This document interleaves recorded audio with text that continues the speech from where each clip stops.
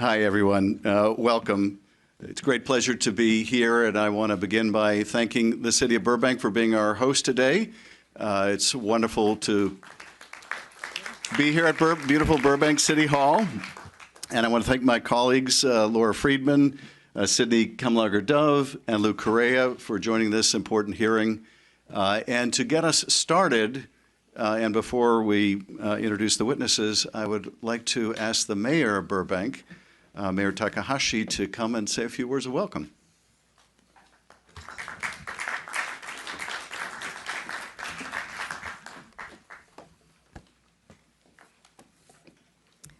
Good morning. It's good to see you. Good morning. Welcome to Burbank City Hall. On behalf of the City of Burbank, it is my honor to welcome Senator Adam Schiff, Congresswoman Laura Friedman, industry leaders, community members, joining us for today's important conversation. We are proud here in Burbank to host this gathering, and thank you for choosing our historic Burbank City Hall for this meeting. For more than a century, Burbank and studios in the entertainment industry like Warner Brothers have grown side by side, shaping a community rooted in creativity, storytelling, and innovation. This identity has been built through decades of collaboration and through the work of creatives, technicians, craftspeople, and storytellers who continue to bring ideas to life right here in our city. Today, more than 1,000 media and entertainment companies call Burbank home. These are our local businesses. They are an integral and essential part of the fabric of our community. They support local jobs, fuel small businesses, and drive an ecosystem that extends far beyond the studios, from restaurants and retailers to vendors and entrepreneurs. This city and City Council remain committed to supporting a strong and resilient industry while we navigate the changes ahead. As the industry evolves, Burbank will continue to be a place where production happens and jobs are supported. So thank you again from the bottom of our hearts for being here and engaging in this important dialogue in our city. Thank you. Thank you, Madam Mayor. It is wonderful to be here in the heart of American film and television production. I want to thank our witnesses for being here. Noah Wyle, thank you. We're grateful for your presence. And Matthew Loeb, I'll introduce the witnesses more formally later, but Matthew, wonderful to see you. Thank you for attending. Jim Acosta, really appreciate your bringing your expertise here today. And Jax DeLuca, thank you so much for coming and for your testimony. As members of the House and Senate representing Hollywood, the greater Los Angeles area, and the whole state of California, we have a special responsibility when it comes to the future of American film and television production. As many in this room know, this industry supports nearly 800,000 jobs nationwide in producing, marketing, and distributing content. But even more impressive are the jobs that the industry supports: more than 2 million caterers and carpenters, dry cleaners and lumber suppliers, hotel workers, and equipment vendors. All those livelihoods are tied to a production shop setting up in their community. This is an industry that generates over $200 billion in wages and is comprised of 162,000 businesses located in every state in the country, 93% of which are small businesses employing fewer than 10 people. This is not a Hollywood backlot story, it's a Main Street story. It's the story of an industry delivering America's greatest cultural export to audiences around the world. It's also an industry that has faced very real challenges over the last few years. Even as the industry has tried to find its footing following a global pandemic, production has continued to migrate away from Los Angeles and indeed away from the United States of America. In the 3 months between July and September of last year, on-location filming in the greater Los Angeles area was down more than 13% from the year before. In the 2 years before that, Los Angeles County's motion production industry lost more than 42,000 jobs. For the grips and the drivers and the set dressers, the makeup artists who bring this industry to life, this is not a data point, this is their livelihood. Families and communities have been disrupted, future opportunities have been waning, and too often those jobs are not simply moving to another state. They are moving to another country, lured abroad by foreign governments that decided to invest aggressively in their own film industries. In 2022, a third of American film and scripted series were shot internationally.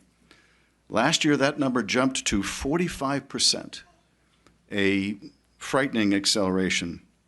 Individual states like California, Georgia, Louisiana, Texas, and others have tried hard to keep pace.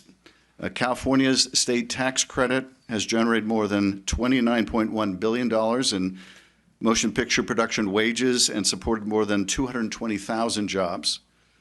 But state programs cannot simply substitute for the kind of global, federal, and competitive tax incentives that are needed to bring production back to American soil and stop its offshoring. I'm committed to introducing a federal film incentive proposal in Congress with as broad a coalition of support as possible. And today's hearing, I hope, will be part of growing support for that, building the record and the case for why we must act. And the urgency could not be greater, because on top of all of this, two of Hollywood's biggest studios are now seeking to merge. And the decisions made in that boardroom will land squarely on industry workers. The proposed acquisition of Warner Brothers Discovery by Paramount Skydance, a transaction reportedly worth $110 billion, would combine Warner Brothers' storied library and news assets, including HBO and CNN, with Paramount's portfolio of CBS, Nickelodeon, MTV, and more. It would be an unprecedented consolidation of media and programming. Representative Friedman and I both wrote to Paramount and Netflix last month pressing for concrete commitments to California's workers. Paramount CEO David Ellison has since responded with a number of pledges, but many of them lack specificity, and we intend to examine them carefully. Because what workers need, what we will continue pushing for, are enforceable specific commitments, backed by actions that can be measured and held to account. And what consumers need are lower prices, not increased fees, to make the merger pencil out for shareholders. The questions surrounding this merger go beyond jobs, contracts, and consumers. They also go to editorial independence of two of America's most significant news organizations, CNN and CBS News. In recent weeks, administration officials have openly expressed their preferences about CNN's future ownership, from the White House to podiums in the Pentagon. Take Secretary Hegseth's comments regarding coverage of the war in Iran. The sooner David Ellison takes over, he said, the better.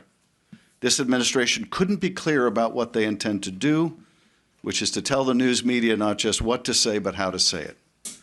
Public reporting indicates that assurances have been made about the future editorial content and direction of those networks, something that should never be used as leverage to gain favorable treatment of a merger.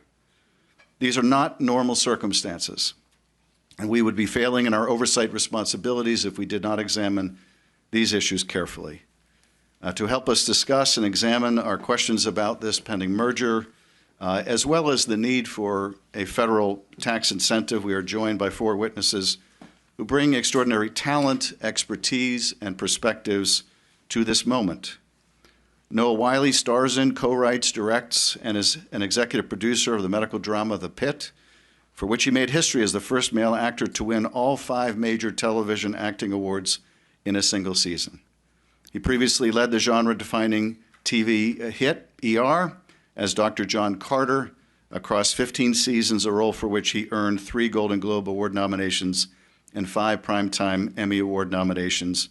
He has also starred in, produced, written, and directed many, many other critical acclaimed works. Matt Loeb has served as, didn't know I was going to say some nice things about you, did you?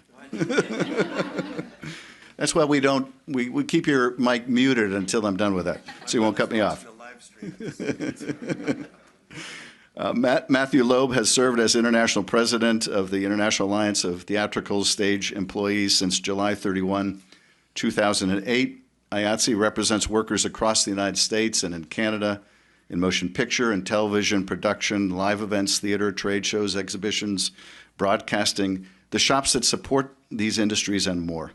In the context of today's conversation, IATSE represents virtually all the behind-the-scenes workers in film and television production. A longtime IATSE president, President Loeb, has helped build an organization strategy in motion picture and television production that brought thousands of workers into union contracts with health and retirement benefits.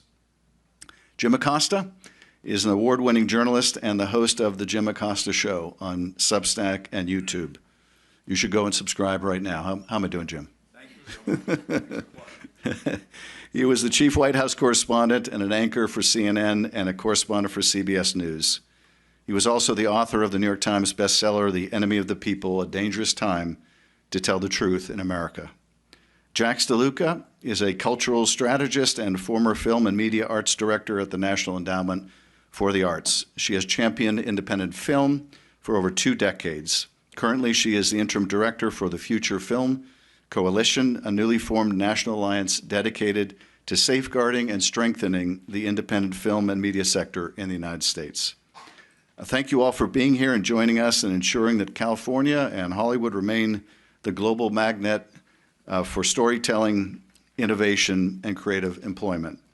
I'm now going to turn over to Congresswoman Friedman to give a brief opening statement.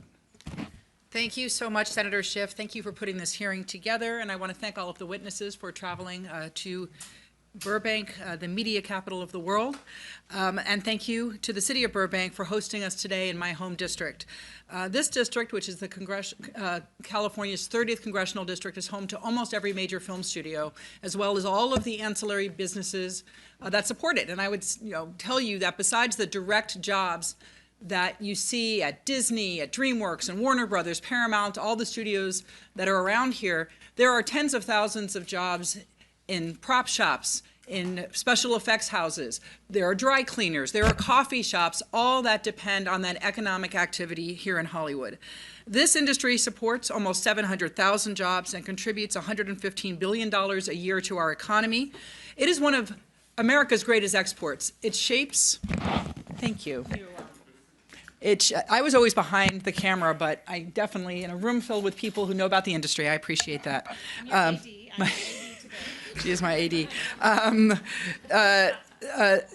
So I was saying that this is an important industry because of the tens of thousands of jobs, locally hundreds of thousands of jobs, over 2 million jobs nationwide. But it also is the way that the United States has told its story to the rest of the world. And when you ask people who immigrate to this country what drew them to America, what made them want to come here, very often they'll talk about their vision of this country, of freedom, of what this nation means to people and to immigrants through the way we have told our story in movies from Hollywood. If you look at products that are sold around the world, from Levi's blue jeans being a huge driving global force in the 60s and 70s, much of it traces back to the image of those products in American movies. So there's a lot of value in this industry beyond the jobs. But here in Los Angeles, while we are recovering from devastating fires, when we've had so many struggles, the prospect of losing thousands of jobs right now is just overwhelming to the people in Los Angeles. And we have seen this industry bleed jobs decade after decade. I moved here in 1992. I was living in New York working at HBO, and I got a job at Paramount Pictures. That's what brought me to this coast. It's what brought so many people here. Those jobs and that economic ecosystem that brought me into this community has been failing for years. And this merger is seen by so many people as a harbinger of things to come, of a shrinking of this industry that seems overwhelming to Los Angeles. LA County lost more than 42,000 motion picture jobs from 2022 to 2024, and production declined over 13% just in 1 year. And we have seen that year after year. That's not just those direct jobs, it's also all of those other companies that depend on that. So there's a lot at stake as production leaves. And now with Paramount Skydance's $110 billion acquisition of Warner Brothers Discovery, that's going to combine 2 of the 5 remaining Hollywood major studios. Paramount's projecting $6 billion in synergies, and we know what that word means. It means cuts, it means layoffs, and LA workers are going to feel that first. This merger could define whether Los Angeles remains the entertainment capital of the world or becomes an afterthought. Senator Schiff and I have been addressing these concerns every single day, and I want to praise him for being such a leader on this issue. We demanded concrete commitments from Paramount, and Ellison's letter put some of those on the table, including in his letter, he talks about both studios combined producing 30 films a year, a 45-day theatrical window, and real support for the federal film tax incentive that Senator Schiff and I are working on in Congress. And we intend to measure them. We intend to hold them to those promises. And that's why the oversight that Senator Schiff is leading here today is so important. Because the workers, the thousands of workers on sound stages and back lots and all across Los Angeles need to see these promises hold up in their daily lives, not just in a letter. So we are all prepared to go on the offense. I'm fully committed to working on bipartisan legislation for the National Film Tax Credit to keep production and paychecks here at home. The future of the industry is truly in our hands, and what happens next with this merger is important. It's important that our federal regulators do their jobs, that they are impartial as they look at this merger, and that the president's personal feelings towards any one company or any one owner is not what is being considered, that it's the jobs here at home, it's the impact on consumers in terms of their choices when they stream, and it's on the economy. Those are the basis upon which this merger should be judged. With that, thank you again for having us. Thank you, Representative Friedman. I now would like to invite our witnesses to make their opening statements. Mr. Wiley, if you would start us off. And you have to make sure the green light is on. Green light is on. Thank you. Thank you, Senator Schiff, for extending the invitation to speak with you today and to support you in your effort to enact. I'm not sure that we're hearing you through the mic. Oh, right there. There you go. Oh, that green button. Yeah. That makes more sense. Thank you, Senator Schiff, for extending the invitation to speak with you today and to come and support you in your effort to enact a federal tax incentive for U.S.-based film and television production. As an Angelino with generational roots to this city and as a seasoned member of its creative community, advocacy for Los Angeles-based production is something that is very close to my heart. Over the last 6 years, the aggregate effect of projects leaving the state in search of tax credits, the pandemic, and last year's fires has been a near cratering of our once thriving industry. We lost 42,000 film and TV jobs in LA County between 2022 and 2024. And as of last year, high-budget productions are down 43%. Admittedly, it's really hard to shoot a TV show in Los Angeles, and it's really expensive. Prohibitively so, unless you adopt an economic model that allows you to take full advantage of the California tax incentive to offset your gross costs. In our case, it was a speculation that we hoped would pay off. I was asked to participate in today's hearing to tell a success story. The pit has blessedly become proof of that speculative concept, and I'm happy to report we'll commence shooting season 3 this summer, and that a rising tide has indeed lifted all boats. In season 1, under the 3.0 tax program, our show received a 20% tax rebate on many non-above-the-line costs. Our pattern budget per episode was approximately $6.6 million. Based on that gross number, we got a rebate of about $760,000 per episode.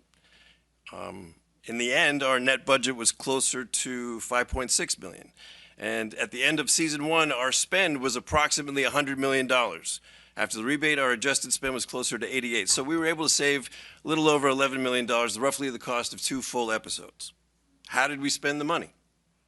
72% went to labor, local cast and crew compensation. That's roughly $62 million. We had 590 full-time and part-time crew jobs. The remaining 28% was spent with local vendors on goods and services. That's about $24 million spent on local businesses. $4.6 million went to our background performers. Another $1.5 million went on food services.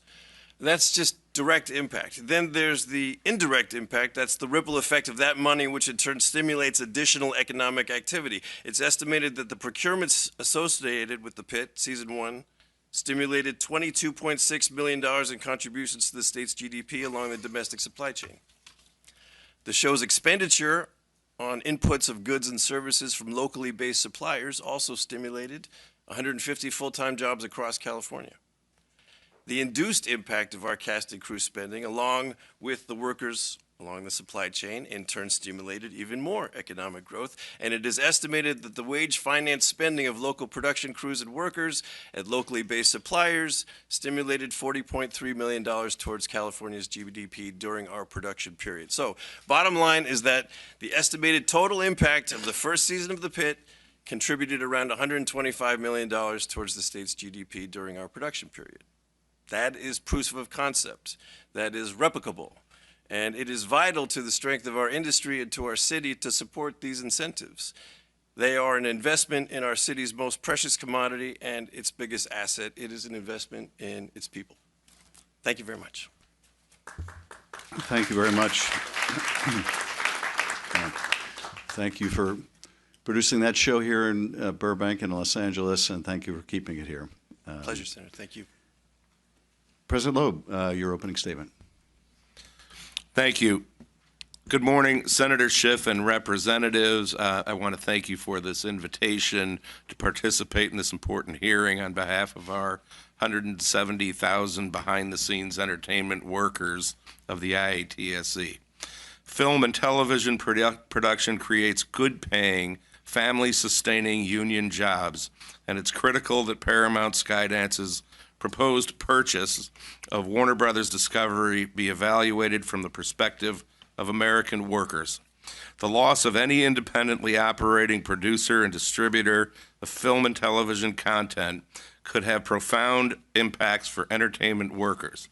Over the last decade, we have seen American studios offshoring production at alarming rates. As regulators and elected officials consider the Paramount-Warner combination, we're asking that particular attention to be paid to ensuring that domestic production does not suffer further. When major companies merge, workers often pay the price first.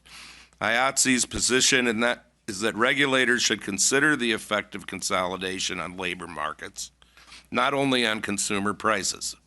In 2023, IATSE and the Directors Guild of America issued joint comments in support of revised FTC DOJ merger guidelines, an important course correction that restored the federal government's ability to review the impact of consolidation and vertical integration in the entertainment industry on our members and other workers in the film and television industry.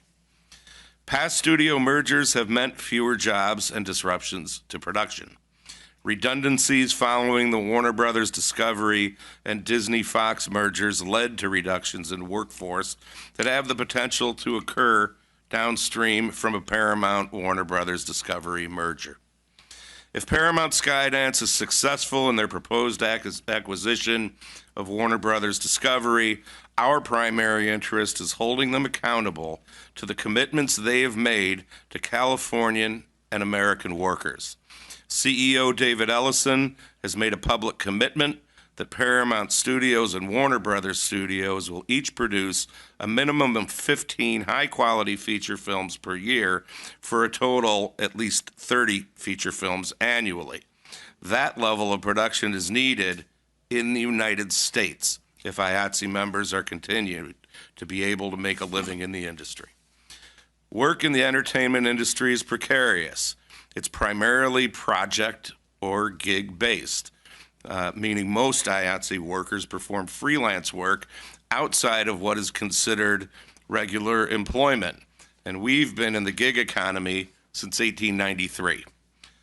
Project-based work in film and television production can be as short as a day for a commercial shoot, multiple months for a film production, or a couple of years for a recurring television series. Entertainment workers can have multiple, if not dozens, of employers each year, and those workers rely on project-based job opportunities to support themselves and their families. Employment for below-the-line workers in Hollywood is down some 45 million hours per year since 2022. And according to the January 2026 ProdPro report, the U.S. share of global production has dropped from 52% to 38% during the same period. The American film and television industry faces an urgent threat from the international competition. Foreign governments have successfully lured film and television productions and the multitude of jobs they create away from the United States with aggressive tax incentives and subsidies. Films intended for initial release in the U.S. are increasingly being shot overseas, and American workers are paying the price. In just a few years, IATSE members have lost tens of thousands of jobs across the United States. That's thousands of families, small businesses, and communities across the country feeling the economic hardship of a shrinking industry. Movies and television shows created primarily for U.S. audiences are being produced abroad, not because of better talent or technology, but because other countries recognize the value of these productions and are offering robust financial incentives that the U.S. simply doesn't match. While U.S. states have offered tax credits for production in recent years, state incentives have not been enough to prevent productions from moving overseas. Without a comprehensive federal policy response, the U.S. risks turning its back on a signature American industry. Federal policymakers must act to level the playing field and make the U.S. film and television industry more competitive on the global stage. A globally competitive, labor-based and tax incentive for U.S. production that supplements state incentives is essential to return and maintain film and television jobs in America. IATSE is incredibly grateful to have champions like Senator Schiff and Representative Friedman and others working to solve this issue.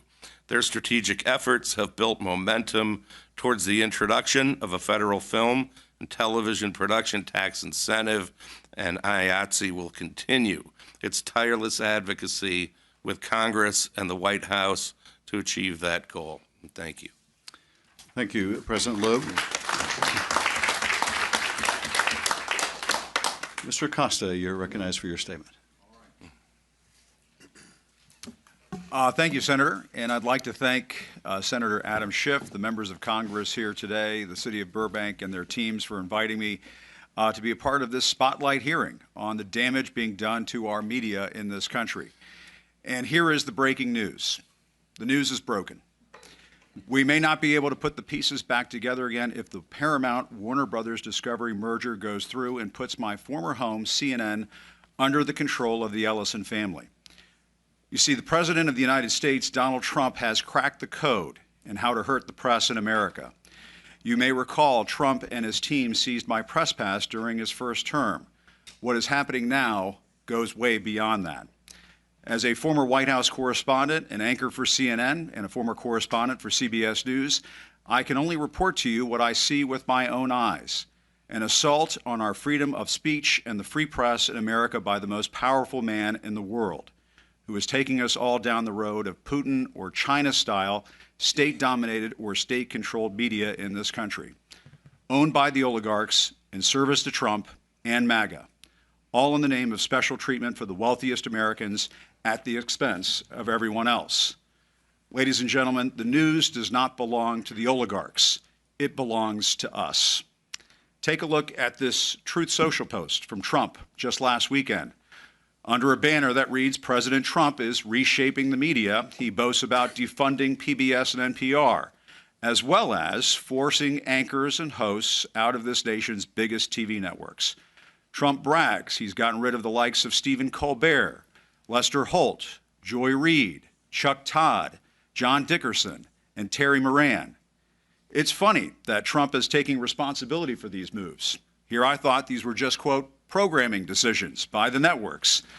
Perhaps there is more to that story. And I should note there's even a mention of this reporter before you today. And while it is amusing to live rent-free in the head of the President of the United States, I must tell you what's more disturbing is what is laid out in the rest of this Trump post, because it matters to all of us. In the next section, under the subheading, Reforms, there are references to some of the latest troubling media moves made by one of the richest families in the world, the Ellisons, who were very close to Trump. And we can see that Truth Social post again. I can just point this out. One of the reforms listed reads, "Saved TikTok." Save TikTok, a nod to the Ellisons taking control of that popular social media platform. But go further. Under that logo, there are references to the new ownership of CNN and a news bias ombudsman for CBS. The Ellisons, who have recently purchased Paramount, the parent company of CBS, are rapidly expanding their media empire by making what appears to be a successful bid to acquire Warner Brothers Discovery, which owns CNN. That would put CNN, together with CBS and TikTok, under the control or influence of one family that is closely aligned with the White House.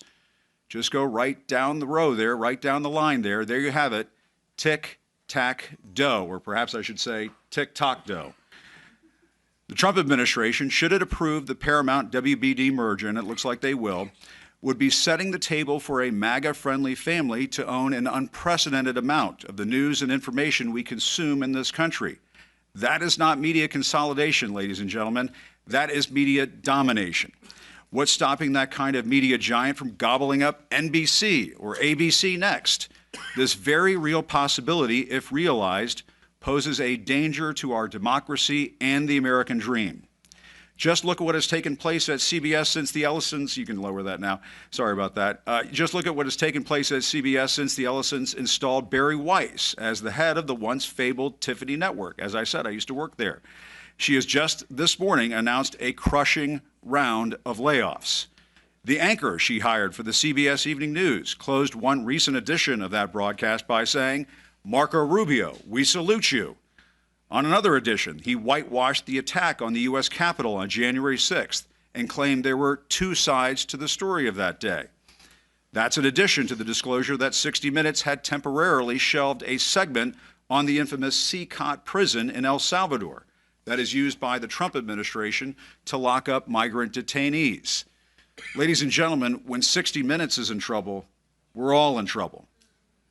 It is not a stretch to say we would likely see the same kinds of MAGA-friendly editorial decisions should the Ellisons take control of CNN. That's exactly what the Trump administration wants. As one of my former colleagues at CNN just told me earlier this week, they're not worried about hitting the iceberg.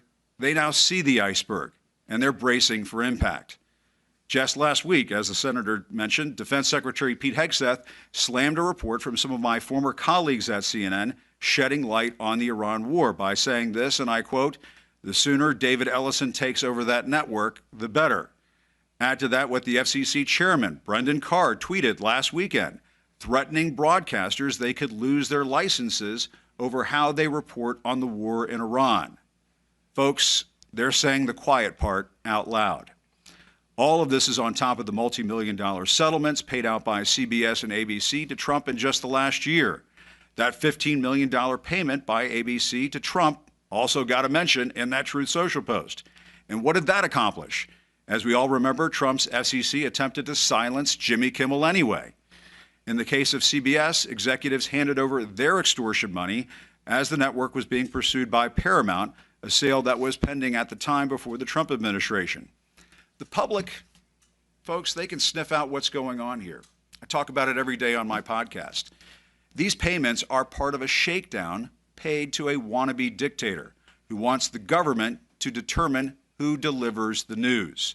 Add to that the recent arrests of Don Lemon, other journalists, the banning of the Associated Press from the Oval Office, the devastating layoffs at the Washington Post owned by Jeff Bezos, the Nexstar-Tegna merger, the right-wing propaganda peddled on X owned by Elon Musk, and don't forget the OG Trump state media outlet, Fox News and their imitators, Newsmax and OAN. And if all of that sounds like hyperbole, consider this.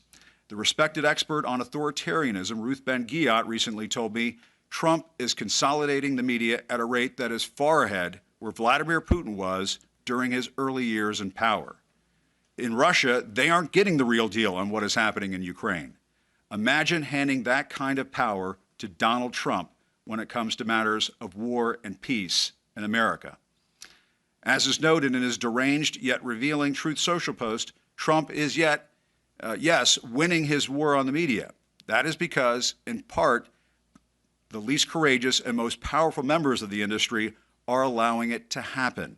Trump will keep going after the media because he wants the news to become lies. You can't speak truth to power, folks, if those in power can crush the truth. Go around the world. Go around the world and look at the countries that don't have a free press. They are not places where you want to live.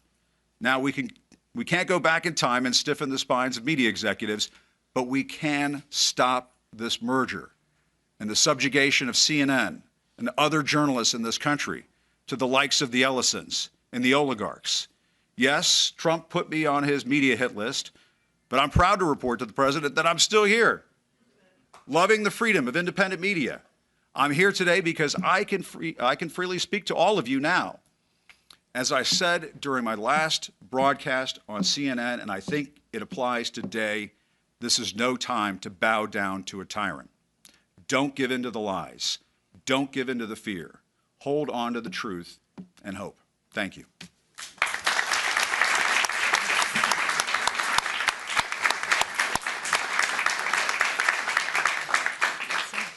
Thank you, Mr. Costa. Thank you. We'll now recognize Mr. Luca for your opening statement. It will be hard to follow that. Thanks. Thank you, Senator Schiff and representatives. It's a real honor to be here, so thank you for inviting us. My name is Jax DeLuca, and I serve as the Executive Director of the Future Film Coalition. We represent a nationwide network of filmmakers, producers, film workers, distributors, sales agents, film festivals, and independent movie theaters. And our members operate across every stage of the film and media supply chain. And these are small businesses that are rooted in communities across the United States. These are also workers and enterprises that form the backbone of the U.S. film and television industry, which contributes more than $200 billion to the U.S. economy. And despite this contribution, many are increasingly asking whether or not they can continue to make a living in this industry. So our coalition exists to educate policymakers like you about the realities of the industry, because this is not only a cultural priority, but an economic and strategic one, which you all have mentioned. The United States, as you know, represents the world's leading exporter of film and television. This makes our media ecosystem a central driver of American soft power and global influence. Ensuring that this ecosystem remains competitive and accessible should be a bipartisan priority. And further, this is not just a cultural issue. This is about jobs, small businesses, and local economies in every state. Years of rapid consolidation have dramatically reduced the number of buyers, distributors, and commissioning platforms available to independent creators and distributors. And we're hearing consistently how this affects them. Consolidation trends are increasingly concentrating control over financing and commissioning decisions. This also affects intellectual property ownership and opportunities for long-term revenue. This also affects distribution access and discoverability, marketing capital, and audience reach. This also affects exhibition windows and downstream licensing.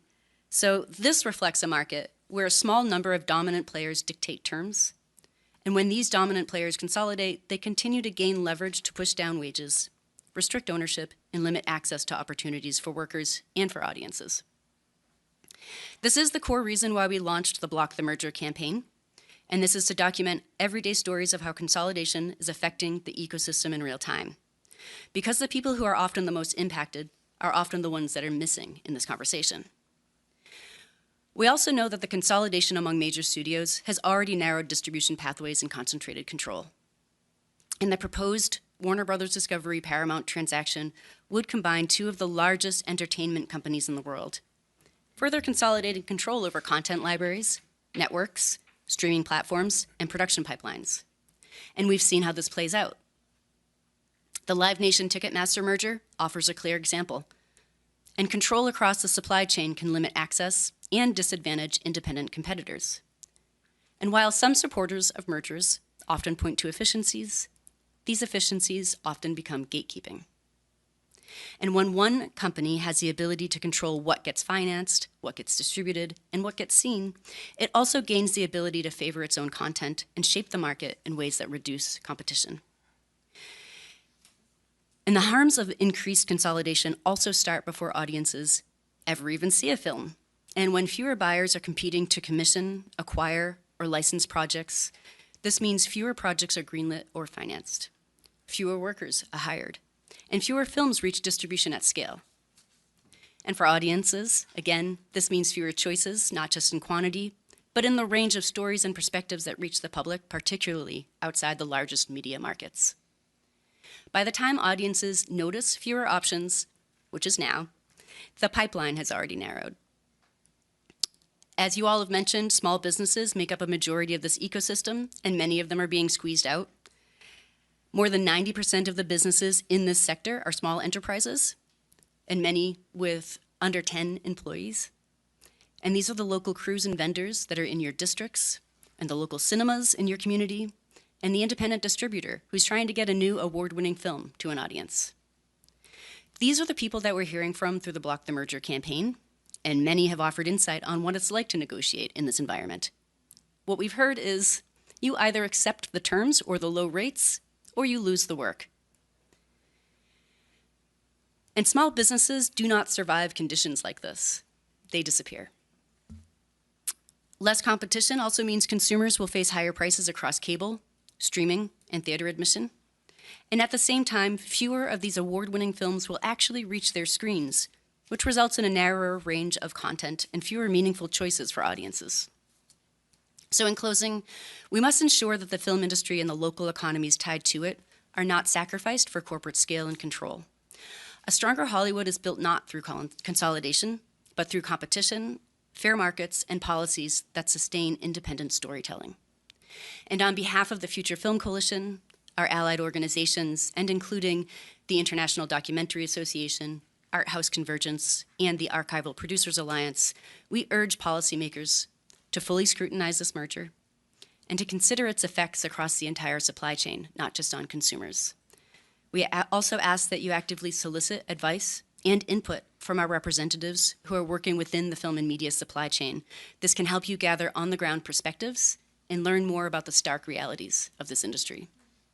And lastly, we ask for you to prioritize policies to mitigate the existing harms to competition, labor, and local production ecosystems. This includes supporting public infrastructure and a national film board and more incentives that are designed specifically for independent, non-studio-backed film. Because shockingly, of the 100 production-heavy countries in the world, we're the only one without a federal film office. And of the 80 that have federal incentives, we are the only one that doesn't. We're already in a reactionary stance, and this is a critical point. Are we going to be a global leader in this industry or leave billions on the table and hundreds of thousands of talented, trained, and experienced American workers out of a job? Thank you.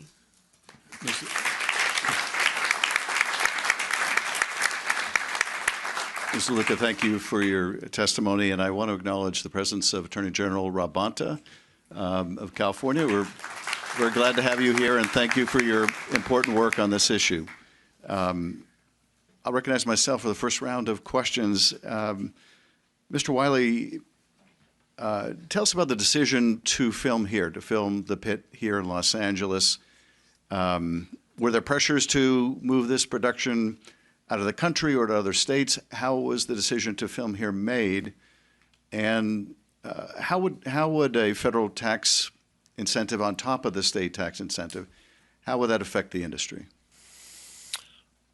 Well, I'll speak from personal experience and say that I haven't slept in my own bed in 15 years while I've been working as an actor since the end of ER. I've chased tax credits with jobs that have chased tax credits to Oregon, Louisiana, New Mexico, Vancouver, Toronto. I've worked everywhere. It's hard on families. I can speak to that. It's hard to fracture your industry that way. The tax incentive makes a huge difference because it's an investment in the infrastructure that's been here generationally. I had an opportunity to witness the signing of the $750 million tax incentive when Governor Newsom signed it. And I embarrassed one of our crew members. Well, I think I'm going to embarrass him again. His name is Rob Neri, and he's our special effects coordinator on The Pit. And his father was a special effects coordinator, and his grandfather was a special effects coordinator who worked on the Three Stooges. And when you hire Rob Neri, you get 3 generations of special effects coordinating expertise. You know, most people have forgotten more about special effects than the Neri family will ever. You know what I mean by that. The point being is that you can put up a soundstage in any other state, but they don't come with a Rob Neri. You know, the one thing that Los Angeles has been able to offer is generational talent, homegrown here for over 100 years. This is the incubator of this industry, and the talent pool is immense. So the tax credit, augmented by a federal tax incentive, makes this competitive again and brings that work back to Los Angeles. A lot of that work that's leaving the state is understandable. A lot of the work that's leaving the country is cautionary because as a 3-card union holder, a lot of that work also circumvents some of that union protections and privileges that we've also been fighting for 100 years to maintain. So this is an important issue for a lot of reasons. Thank you. Well, thank you very much. I'm still trying to figure out the special effects in the Three Stooges. Apologies. Sure, there. Most people have. See if I can nail that one, land that plane. The Neris have forgotten more about special effects than most people ever learn, I think is what I was trying to say. We knew exactly what you meant, Doctor. Rob Neri will now embarrass me all next season for this moment. Yes. President Loeb, we've heard studios that were in the process of merging make commitments before. What has the actual experience been of the industry? Have those commitments been honored? And if they haven't, how do we exact commitments that can actually be upheld? You make a very good point about the 30 productions. It's one thing to say you'll produce 30 theatrical releases. It's another to say you'll do the production in the United States. That was not included in the commitment made by Paramount. How do we get commitments that we can insist upon? Well, I think that we're going to have to, be competitive to get them to say anything specific. And, in the last 2 years, Paramount, Skydance, and Warner Brothers only made 15 films, motion pictures, in the United States, 5 of which had parts shot outside of the United States. And a commitment to 30 pictures doesn't mean anything unless they're done here. The big missing piece is that there is no commitment about where they're going to shoot 30 films. And we also should not forget about the importance of television, and my colleague mentioned 590 jobs on a TV show. So, I think that, I don't know if there's a policy matter where you can nail down those commitments. I think measuring what they actually do after they've made these commitments is going to be really important, especially in the short term. And the other issue that I've got with this is that they're committing for a year. What is the future going to look like, if we don't put a tax incentive in place. So I don't know that you can enforce or somehow get these commitments to be real, but I think the economics of a tax incentive will allow them to satisfy the commitments that they did make. Thank you. Mr. Costa, given your experience at CNN and at CBS, you are an ideal witness on the subject of editorial independence and the free press, which is under assault to a degree we have never seen in this country. What's happening at CBS, and what should it tell us about what will happen to CNN if the same management takes over that institution? Well, Senator, I mean, as I stated in my remarks, and just this morning, the staff at CBS News received a note from Barry Weiss and the president of CBS News informing them of this massive round of layoffs, which is going to really cripple that news organization, that same news division I worked for many years ago, the same news division of Walter Cronkite and Dan Rather and Edward R. Murrow. And it is now under the ownership of a family that is very closely aligned with Donald Trump. And so there are a couple of things that I think will happen. One is, if this same family is allowed to own CNN, they will combine those two news organizations, and we'll see another round of massive layoffs that will put journalists out of work, and not just the folks who are on the air, the photographers like the ones that we see here, producers who work behind the scenes, technical crews who put these shows on the air, bureaus that are located around the world. Look what Jeff Bezos has done with the Washington Post, closing bureaus and offices in places around the world that are now very important to the news that we're getting today. And the other, I think, more disturbing aspect of this is that you basically have partisan hacks running CBS News. And they, as I said earlier in my comments, shelved a piece on 60 Minutes about the notorious Seacott prison. And we all remember those images of Secretary Kristi Noem standing in front of those cages filled with human beings. Some of them were migrants who were wrongfully detained by this administration and treated like animals. And 60 Minutes, I know that some of the people who put that piece together, they were told that they couldn't air that story because they had to find administration officials to comment. Those administration officials are available to comment at any given moment. And they eventually put that piece on the air. But imagine those kinds of editorial decisions moving over to CNN, the nation's 24-hour news network. I mean, those kinds of editorial decisions will send a chilling effect throughout that news organization. And Senator, I don't have to explain to you what the effect of that might be. We'll get into the business of journalists self-editing, self-censoring programs saying, well, we better pull our punches here. We don't want to get in trouble with the bosses. We don't want to lose our jobs. And that affects the news and information that everybody receives today. And so, there's a lot of talk of busting up big tech. I think we're going to have to start having the conversation about busting up big media, because this is not America, what we're witnessing right now. This is very close to what is going on in Russia and Hungary and other authoritarian countries where they have successfully consolidated their news media.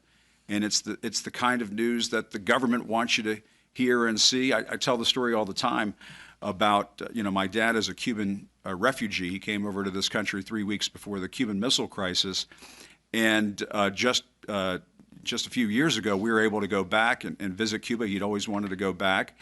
And it was around the time of the death of Fidel Castro. And at that time, the death of Fidel Castro was being reported by the Cuban state media as the physical disappearance of Fidel Castro, not the death of Fidel, the physical disappearance.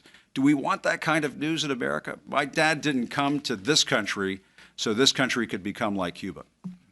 Thank you. And I'll note, although it's beyond the scope of this hearing, we saw the news today that Nexstar has been approved for a merger, That's right. which will consolidate local broadcasting well above the 39% mark to 60%, and that without really any public input, any analysis, or anything more. Representative Friedman, for your questions. Well, I want to thank everyone again for being here, and particularly the senator for putting this together. This is truly one of the most important issues in Los Angeles right now.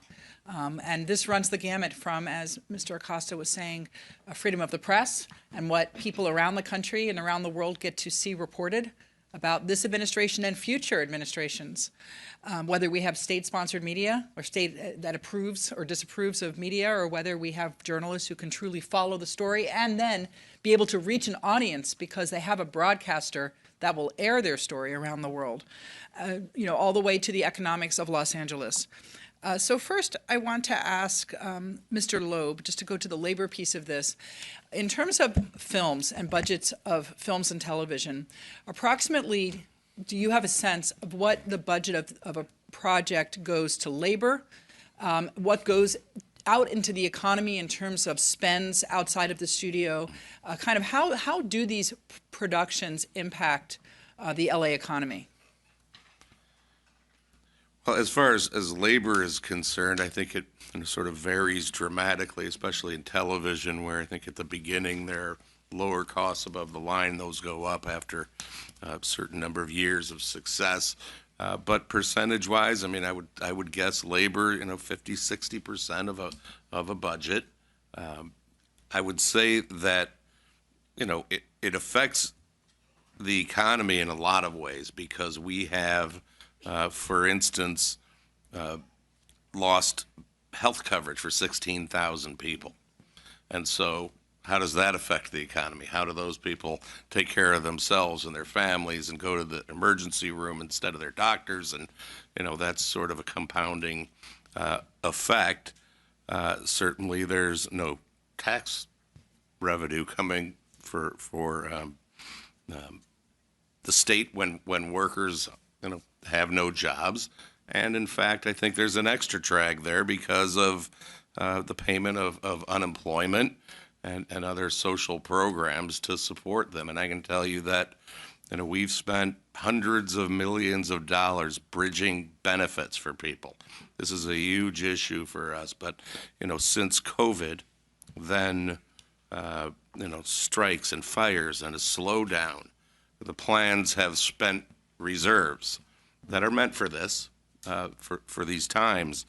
But all of those things, I think, depress the economy overall and change communities. And if you can't pay the bills, there are a lot of ancillary problems that are caused. Thank you. And how many members do you have in the United States? In the U.S., I would say 130,000. There are probably 50,000 IATSE motion picture workers in the state of California. And then outside of IATSE, how many entertainment unions are there? About.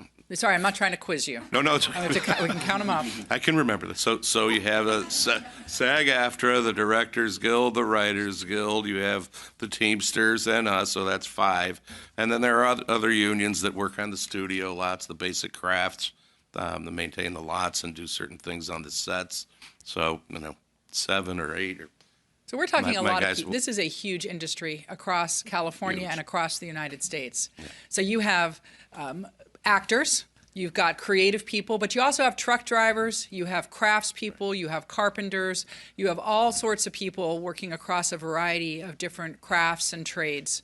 Not to mention, like I said before, those ancillary businesses, the coffee shops around the studios, the caterers who service the film industry, the electricians who work on set but also off set. There's so many people out there.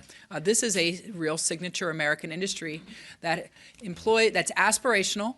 People come from around the country to come to Hollywood. They come from around the world to come to the United States to work in this industry. And these are good jobs, union jobs that are aspirational, good-paying jobs, right? Not dead-end, there's value in all labor, but people study to do this and they dream of it, right? Yeah, and we're in artistic and technical trades that require talent and training and keeping up with things. Of course, we're going to face the challenge of AI along with all of this, right, to compound our problems. But these are good, solid jobs. And even when you talk about actors, when you talk about extras, these people, need these jobs and these basic benefits as well. So we're not just talking about our folks. That these are solid middle-class jobs that our contracts provide meaningful health care coverage and hopefully a dignified retirement.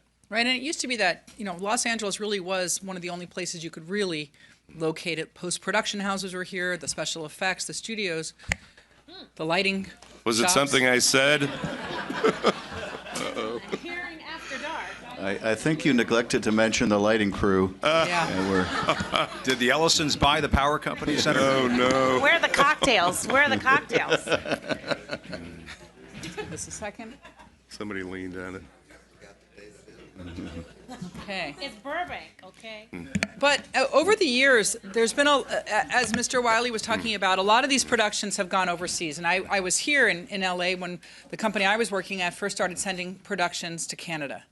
And at the time, they brought a lot of the crew with them. They brought a lot of folks because they didn't have them there. But over time, those other countries have started to stand up their own people. They have their own craft people. They've created their own infrastructure. So my question for both of you is it too late? And given that the California Film Tax Credit, which I'm very proud to have been an author of and played a role in, has been successful in bringing shows like The Pit back to LA, how much will the National Film Tax Credit be a multiplier? Can we still now compete with these other countries, or is it kind of too late for the United States? That's for me first? That's for both, yeah. So I don't think it's too late. And I will just give a quick example of a different state that had a robust film incentive in Georgia. And it was among the least expensive places with their tax incentive and their rates and cost of living that you could shoot a bona fide, big picture in the United States of America. They shot, I want to say, 13 big tentpole movies there, employed thousands of people, and another country in the UK came up with a better incentive, and they pulled up the stakes and left. Thousands of people lost their staple employment. Having said that, it happened overnight, which is shocking and sad, but they moved it that fast, and it can come back that fast. You're talking about project-based productions, that end. I suppose, I'm told that there's a 10-year deal with Pinewood. I don't know exactly, what the details of that are to get out of it if our incentive competes. But I do think the industry is nimble, and I do think that there is hope to bring the work back. Mr. Wiley, from the artist perspective, do people want to come back? Absolutely. The old green Everyone's button, a thank you director very here. much. A lot of what I think the Pit success is attributed to is the culture that goes into the making of the Pit. And a lot of that culture is predicated on people being grateful for the opportunity to work and go home every night and have dinner with their families and be proud of the work they're doing and have it feel like it reflects well on them.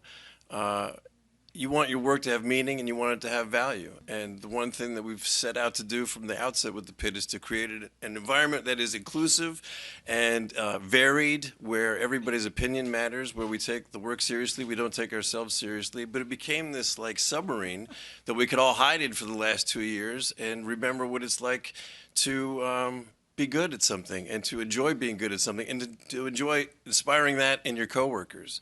So I'm only speaking from the limited frame of reference of stage 22 on the Warner Brothers lot when I say it's not only possible, it's replicable.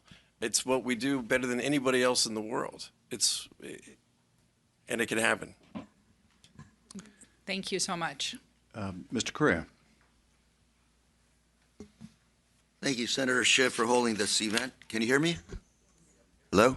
Yeah. I hit the right green button. And of course, Congresswoman Friedman also. Congressman Correa out of Orange County, California. We're actually home to the original Disneyland in Anaheim, California. We employ probably 40,000 people at that park. Direct, probably 30, 40 unions represent those workers. Good paying jobs. When I was in the state Senate, also state legislature, big priority of mine, middle class, good paying jobs. And Laura, like you, I think all of us would co-author that tax credit at the state level, as we should. Mr. Luca, you said something that caught my interest. You said, can you survive in the industry? And I'm watching graduates of our top film schools in Southern California can't find jobs. One particular individual I know ended up being homeless, sleeping in their car. Finally just left the business and moved on to something else. So I would argue that we're already way behind. We're not providing the opportunities or the incentives for the future generation of filmmakers to come forward. I kind of get the feeling that we're continue to be very reactive.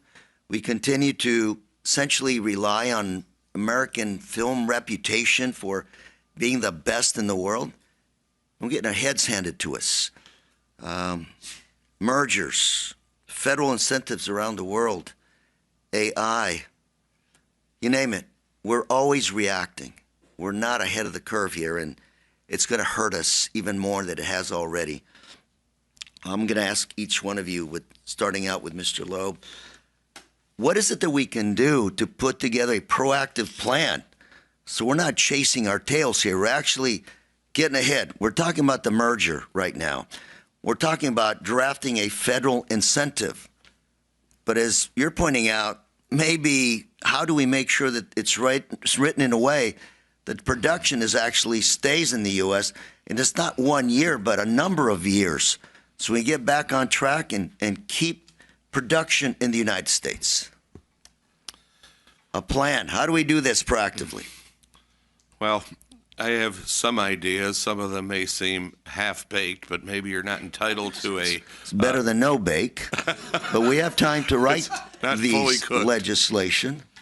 Yeah, look, I think that a commitment, maybe should be made to, have some trigger to who's eligible for these pictures.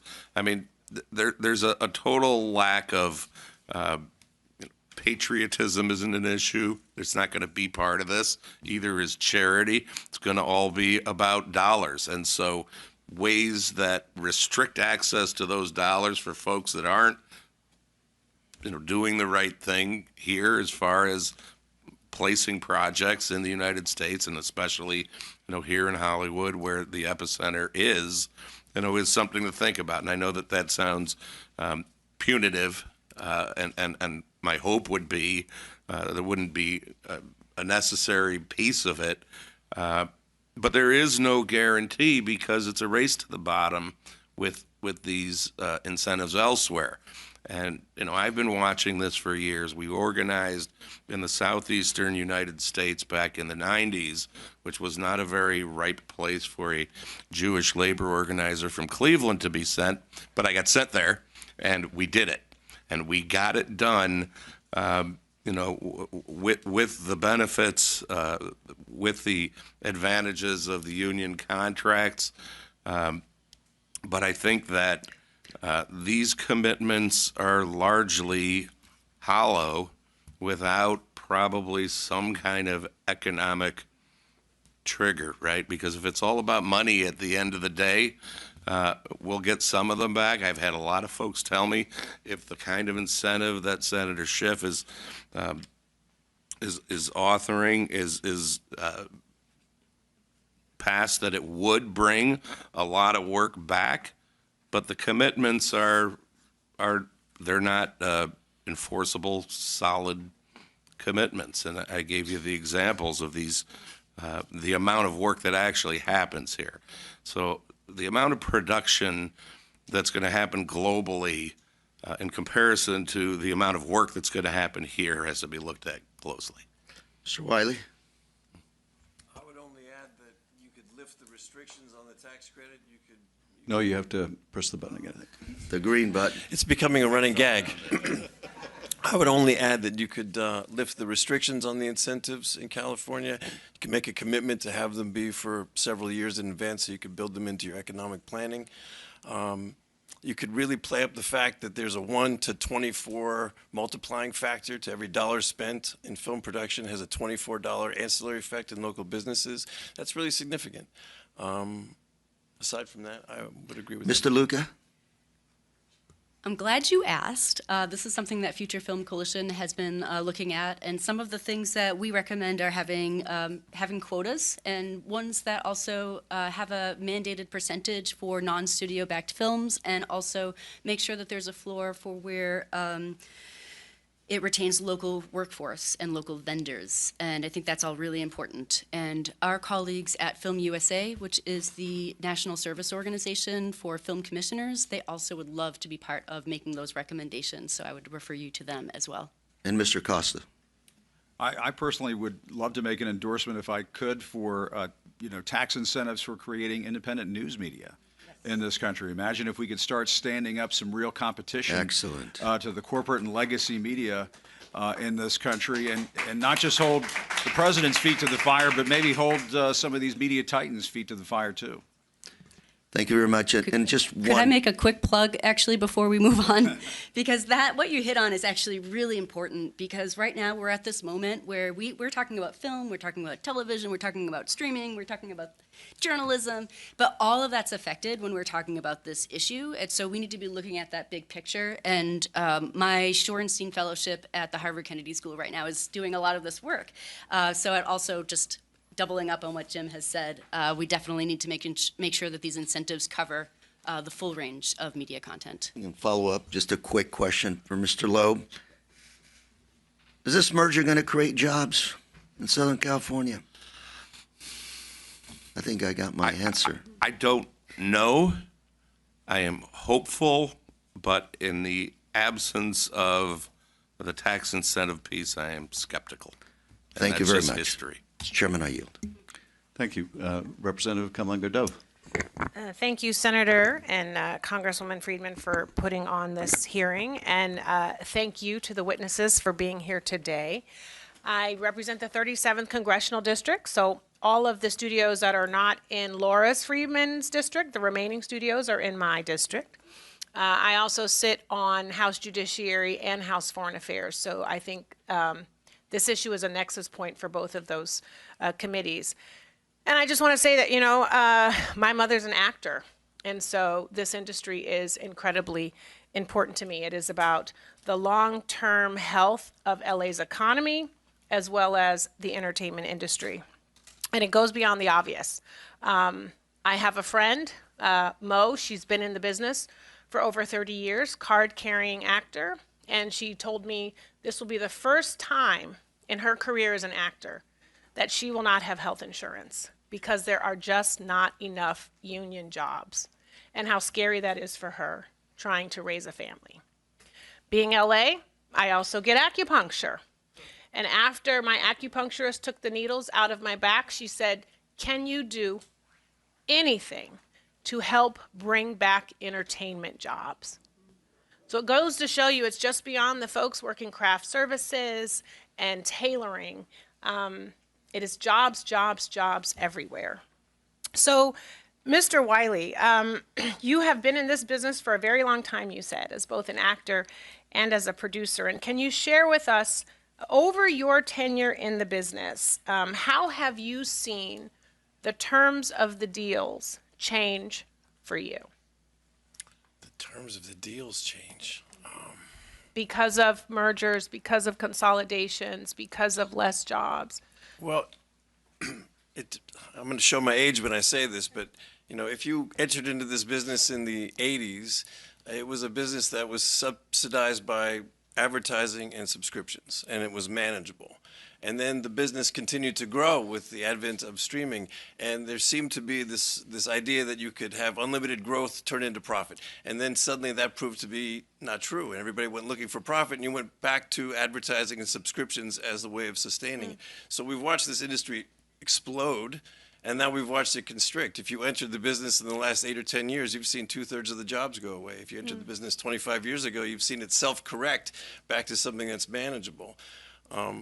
There's only two ways to pay for this content at the end of the day: advertising and subscriptions. And we tend to kind of reinvent that wheel every 10 or 15 years, but it comes at the cost of labor. Usually these consolidations are really great for shareholders and not usually great for the labor force. So that's the sort of arc that I've experienced.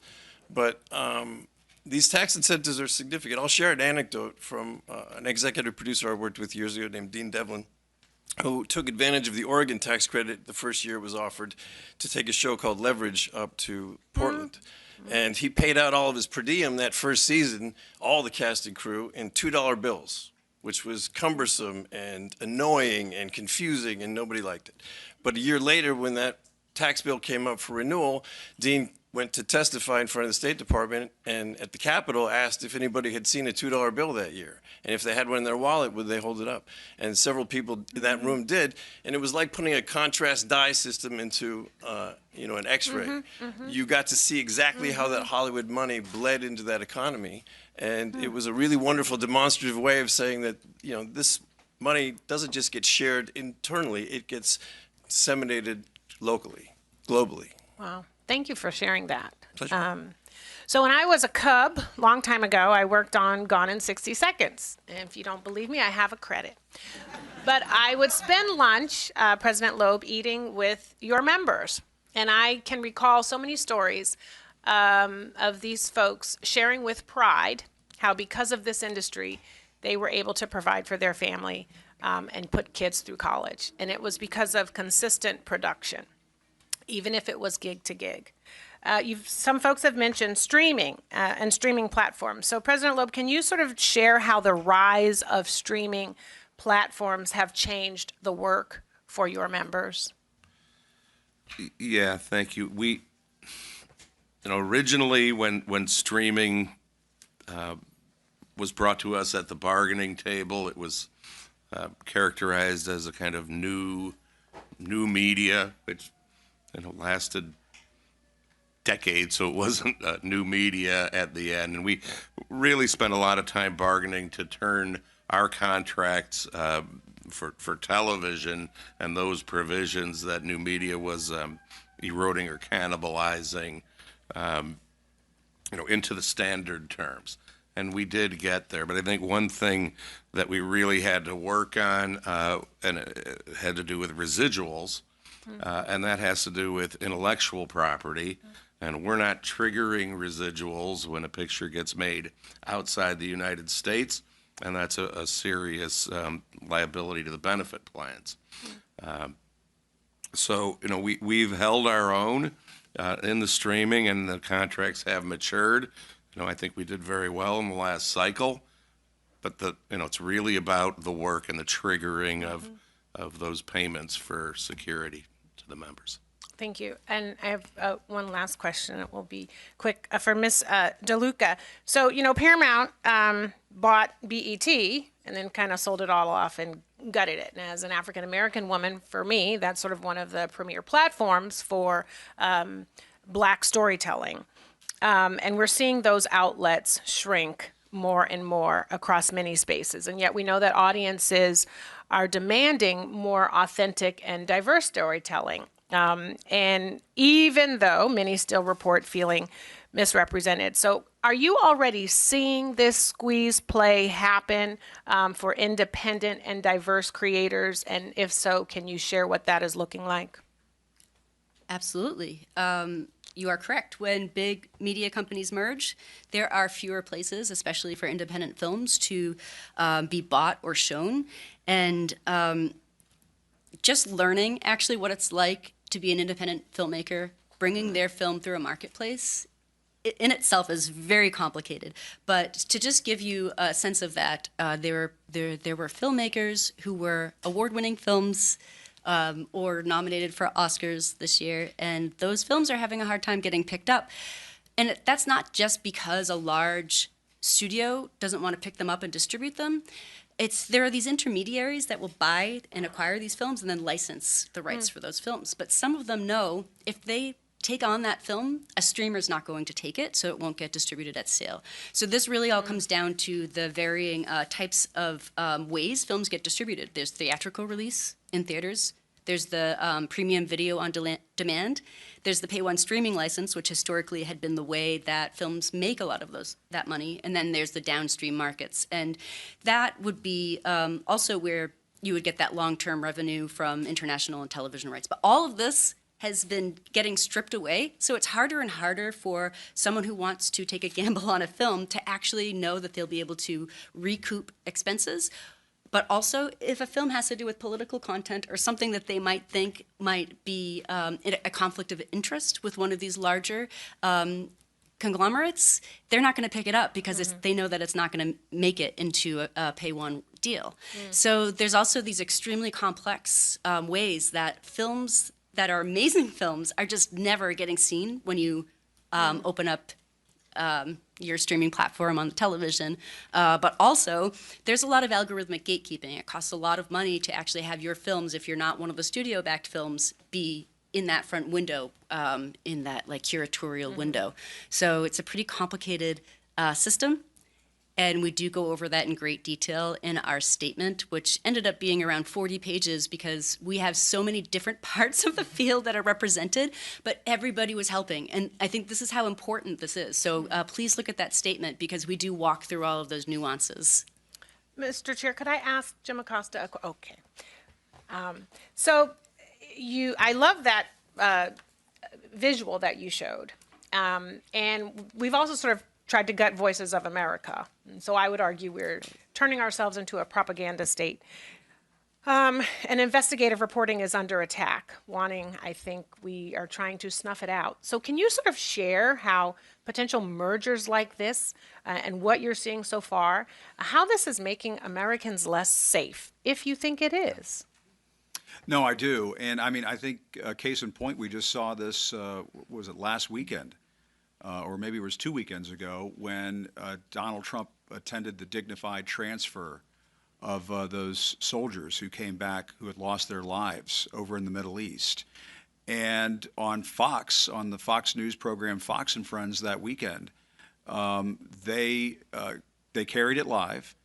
And as we all remember, because all of the networks were carrying it live, Donald Trump wore a baseball cap at the dignified transfer. The baseball cap said USA on it. A lot of military families thought that that was disrespectful, that he would wear a baseball cap to a dignified transfer. It was blowing up on social media. And then what did Fox do in later broadcasts as they were talking about what took place at that dignified transfer? They pulled video from their archives of a similar dignified transfer that had happened last year, and they were playing that instead and saying, here's Donald Trump at the dignified transfer. The reason why that occurred is because in the other video that they pulled from 2025, he wasn't wearing the baseball cap. It wasn't this offensive display that was seen live by people who happened to watch it at that moment. Imagine if all of the networks or most of the networks in this country were under the umbrella of a MAGA-friendly oligarchical family, and all we were watching was not the reality of what took place. I mean, I think that is just one example of the dangers that we're facing. And I mean, look what's taken place at 60 Minutes. My former colleague Anderson Cooper has left that program. The folks inside 60 Minutes, some of the people I know there, they're very worried about what's taking place. That is the industry standard. That is the news magazine of record for the United States. It's so popular that Australia has its own version of 60 Minutes and so on. Imagine a Trump-friendly, MAGA-friendly 60 Minutes from here on out. It's just wrong. And to see that kind of editorial decision-making from the top down, from that kind of right-wing hackery, is not going to be good for anybody. And I would argue it does make us less safe. If the American people cannot see the costs of the war in the Middle East because it's being sanitized for people in this country, then, you know, how can we make the right decision when it comes to these kinds of matters of war and peace? Thank you. We have a hard out at noon, but we have time for a lightning round. But members will have to keep their questions short, including this member. But it does seem the appropriate time, since my colleagues have shared their own personal experiences in the industry, that I share mine. As a young lawyer, I wrote 3 screenplays and was represented by William Morris. This fact came to the president's attention to the point where he once referred to me as a failed screenwriter. I told my team, he doesn't realize what a great favor he's doing me. Half my constituents are failed screenwriters. They're going to think he's just like me. Mr. Wiley, what would you tell a young person who wants to go into the industry? Not to be a star necessarily, but to be a writer, to be a set designer, to work in wardrobe, to be a carpenter in the industry. What would you say to them if they were trying to enter now? What hope could you give them? Well, I'll be perfectly honest. I have been asked to speak at a few graduation ceremonies and to a few acting classes, and I usually start by saying cynically, we don't want you. We don't need you. We're full. And they're not jobs for you. And if you're going to come and try and displace one of my friends or me, you better be really good because we don't want to go willingly. It's cynical. That's a heck of a pep talk. But it's also my way of challenging them to say, this is not an easy life. You know, this is not an entitlement. This is almost like a penance or a sentence in some cases. And you should do it only if you can't do anything else. But if you do want to do it, you will find any way to do it. You will not let anybody stop you from the pursuit of doing it. And that's really the truth. I mean, art is going to continue to get made, whether it's subsidized by the state or on the federal level, whether it's shown on TV or in a movie theater. It may go direct to consumer as a result of all of this. And a new paradigm will be created, but artists will always make art, and if you're committed to doing it, you should always try. We're very grateful for your commitment. Thank you, sir. And the excellence you bring to it. Representative Friedman. Thank you. And I don't know if we're having closing statements or not, but I will just say one thing about the tax credit. I'm glad that we talked a lot about it today because we know that it's worked in California. It has brought production back here. People are working now in Los Angeles who weren't working a few years ago.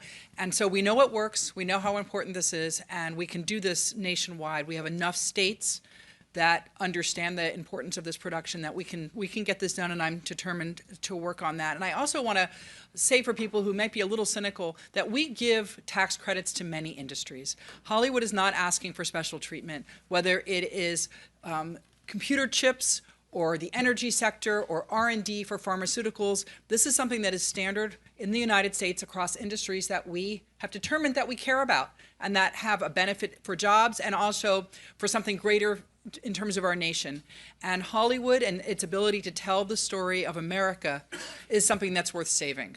And so I'm hoping that we, have the support, but it's something that I know that Senator Schiff and I and many of our colleagues are determined to get done for Los Angeles and for the nation. And I do have a question for Mr. Acosta, and I really thank you for being here with your years of experience in the news industry.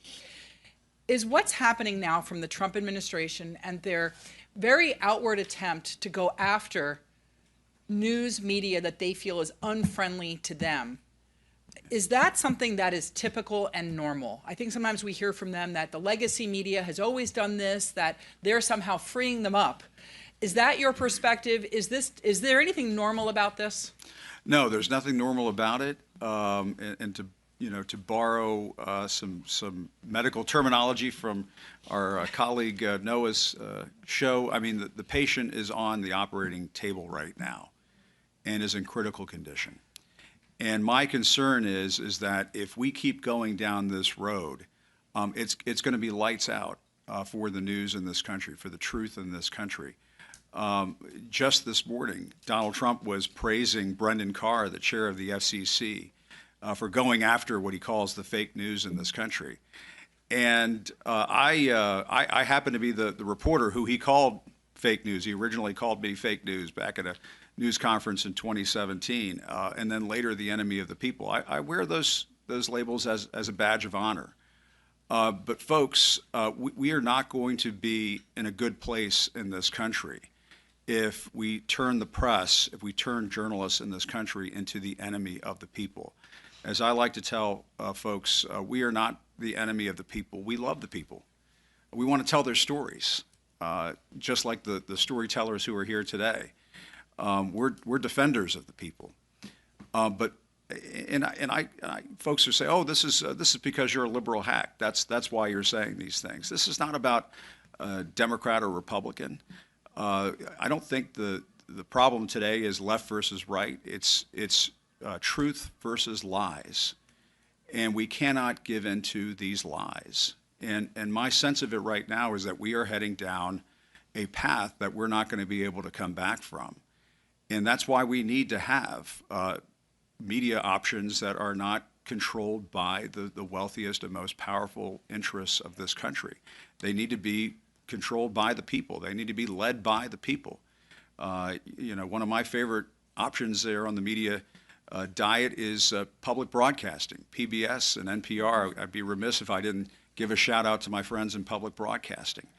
Donald Trump, in that Truth Social post that I put up there, he celebrates defunding PBS and NPR.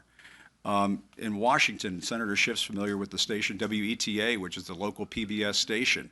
They only can afford to do a newscast, the PBS NewsHour, 5 days a week. They had to cancel the weekend edition of the PBS NewsHour. How are people being served in a lot of far-flung places around this country who might identify with Donald Trump and his politics when those kinds of options are being taken away? And so this is a full frontal assault on every type of media option that we have in this country. They are gobbling up the newspapers and the TV stations. The senator mentioned the Nexstar Tegna deal, and they're going after the networks. And this is right out of Project 2025. And if we don't wake up, there's not going to be a Project 2027 or 2029 for the rest of us. Look what he's doing with the elections in this country, sending the director of national intelligence down to Fulton County and going after their ballots there and so on. And so this is, it's not just an assault on the media or on journalists, it's on our democracy itself. Walter Cronkite, the legendary anchor of the CBS Evening News, he used to say that the press is not just important to democracy, it is democracy. Mr. Cray. Thank you, Mr. Chairman. I served back in Washington on Judiciary Committee on the Antitrust Subcommittee. So I'm going to ask you, what message should I take back to that committee that we should deliver to the DOJ as they review this merger, or more specifically, if they approve this merger, what are the guardrails that we should put on this merger? Mr. Look. I think that certainly the comments about the media, I mean, that voice needs to be protected, however that pans out. As far as, the merger is concerned and, redundancies, I think that we should require specifics, and that promises of production and jobs are hollow without them. And I think they need to be held accountable to the promises that they make. I don't Mr. know Costa. technically. Guardrails on this merger? To me, if this merger goes through, the guardrails are gone. And perhaps we can't stop it at this point. I mean, it seems to me that the fix is in when it comes to Brendan Carr over at the FCC. They have made a very real and concerted effort to trying to create a Putin-style, Orban-style, government-dominated, I call it, state compromised media in this country, where the executives of these television networks are breathing down the necks of the news executives of those networks, who breathe down the necks of journalists at those networks to be careful about what you say and how you report the news. I was telling the senator before I came out here today, when I covered Barack Obama's second administration, and I never recall anybody, any executive, any editor ever telling me, hey, Jim, lay off of Barack Obama, lay off President Obama. But I will tell you, when Donald Trump was president of the United States, it was a different attitude. And there were concerns that, hey, are we going too far with this? Are we going too far with that? Didn't always happen. There were certain executives who certainly had my back and others who didn't. But we can't have a situation like that in this country where the government can have that kind of effect on journalists. journalists should have the freedom to report the news as they see it, call balls and strikes. And this administration does not want that. They want those guardrails to be gone because they want to control what we consume in our news every day. Representative Kamala Thank Gadot. you. Thank you.